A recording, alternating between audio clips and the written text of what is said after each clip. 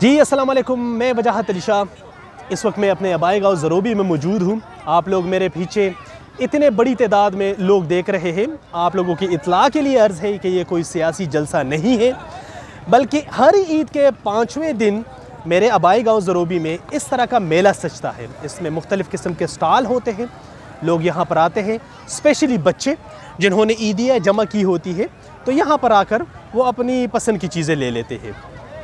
इस त्यौहार को, इस एक्टिविटी को हाईलाइट करने का मकसद ये है कि हमारे मुल्क पाकिस्तान में इस तरह की एक्टिविटीज़ ना होने के बराबर है। और आजकल जो इंतशार जिस दौर से जिस वक्त से हमारा मुल्क गुज़र रहा है, मैं समझता हूँ कि ये इस तरह की एक्टिविटीज़ वक्त की बहुत शदीद और अशद ज़रूरत है।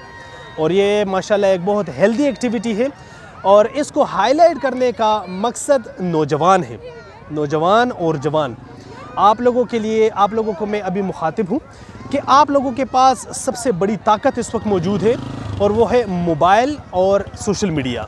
आप लोग अपने मोबाइल और सोशल मीडिया से पाकिस्तान के पॉजिटिव इमेज को दुनिया को दिखाइए और ये कैप्शन लगाइए कि ये भी पाकिस्तान है। मेरे पाकिस्तान में इस तरह की चीज़ें भी होती है जिस तरह के मैंने अभी इसको हाईलाइट किया है। तो फ़ोन उठाइए, क्योंकि ये सिर्फ दिफाई इदारों का काम नहीं है, सिर्फ उनका काम नहीं है कि मुल्क का दिफा करें, बल्कि ये हमारा भी काम है, मेरा भी काम है बीइंग ए पाकिस्तानी। ये मेरे मुल्क का मेरे ऊपर फ़र्ज़ है और ये मेरा हक बनता है कि इस फ़र्ज़ को अदा करूं।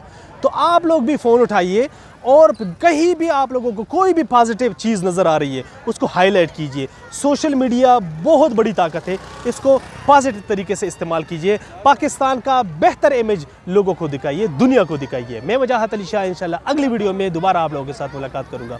तब तक के लिए इजाज़त दीजिए। अपना बहुत सारा ख्याल रखिए, दुआ में याद रखिए। अल्लाह हाफ़िज़।